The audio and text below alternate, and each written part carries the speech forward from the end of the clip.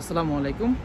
আজকে আমি পাসপোর্ট কালেকশনে এসে আমি যেই সব প্রবলেমগুলোতে ফেস করছি এবং মানুষের সাথে কথা বলার পর আমি যেটা বুঝতে পারছি সেটা হলো যে আমাদের বাংলাদেশের যেখানে হলো মানে পাসপোর্ট কালেক্ট করি আমরা বা আমাদের হাই কমিশন, এই হাই কমিশনের এখানে 40 বছর ধরে 40 বছর একই অবস্থায় চলতেছে। এখানে একজনের কাজ করতেছে, তাকে আমি ডিরেক্টলি জিজ্ঞেস করছি যে ভাই এটা কেন?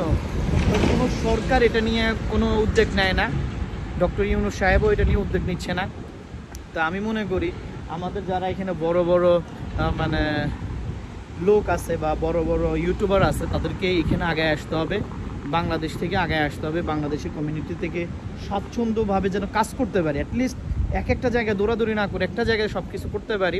এত কিছু না, এবং জায়গাটা এবং স্পেসটা প্রচণ্ড ছোট ভিতরে, মানে মনে করেন যদি গরমে, এখন এখানে শীত তো সেজন্য এত বেশি একটা বোঝা যায় না, কিন্তু বাংলাদেশের অবস্থা যদি হইতো এখানে থাকার মতো মানে রাস্তায় ঢোকার মতো জায়গা নাই, বসার জায়গা নাই, বাথরুমের অবস্থা প্রচণ্ড, মানে আপনার মানে আপনি 10 জন মানুষ দাঁড়ায় রয়েছেন, 10 জন মানুষ সামনে একজন মানুষ বাথরুমে যাইতেছে, কেমন উইয়ার্ড লাগবে।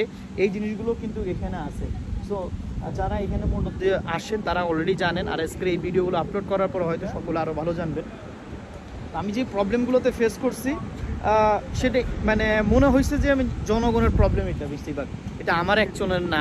আমি ঢুকতে দেখছি অনেক প্রবলেম, তারপরে পাসপোর্ট কালেকশন থেকে শুরু করে কোথায় কি করতে হবে না করতে হবে সবগুলোর মানে একটা একটা মানে বললে আপনি মানে হিউজ।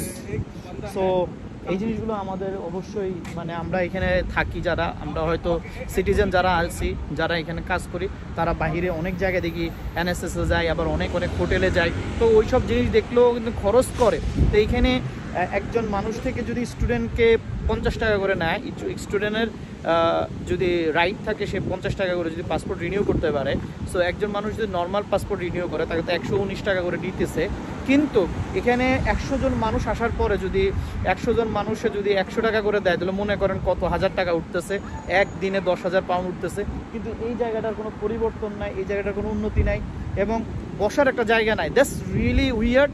আর কাজগুলো করা হয় কিন্তু একবার আন্ডারগ্রাউন্ডের এখানে নিচে, আর উপরেও জায়গা আছে, সেখানে বসার জায়গা আছে। তো আপনারা, আমি মনে করি আপনারা যারা এখানে আসবেন অবশ্যই একটা কমপ্লেন করেন, অ্যাটলিস্ট একটা কমপ্লেন করেন যে বাংলাদেশের এত বড় একটা জায়গা থেকে আমরা যদি এগুলোকে উন্নতি করতে না পারি, তো আমরা এই জায়গায় উন্নতি করতে পারতেছি না, বাংলাদেশ কীভাবে উন্নতি করব?